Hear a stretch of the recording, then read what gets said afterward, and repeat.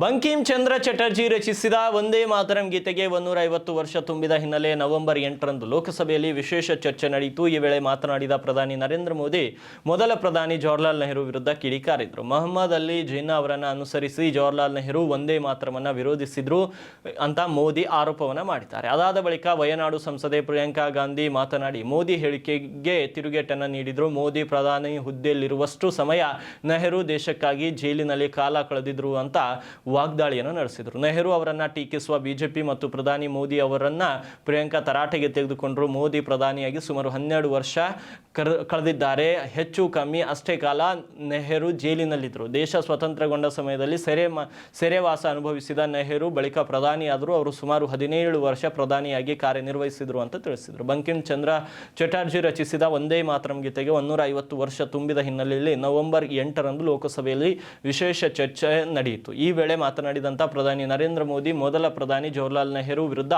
ಕಿಡಿಯನ್ನು ಕಾರಿದ್ರು. ಮೊಹಮ್ಮದ್ ಅಲಿ ಜಿನ್ನಾ ಅವರು ಅನುಸರಿಸಿ ನೆಹರು ಅವರು ವಂದೇ ಮಾತರವನ್ನು ವಿರೋಧಿಸಿದ್ರು ಅಂತ ಮೋದಿ ಆರೋಪವನ್ನು ಮಾಡಿದರು. ಇದಾದ ನಂತರ ಪ್ರಿಯಾಂಕಾ ಅವರು ಕೂಡ ನರೇಂದ್ರ ಮೋದಿಯ ವಿರುದ್ಧ ವಾಗ್ದಾಳಿಯನ್ನು ಮುಂದುವರಿಸಿದರು.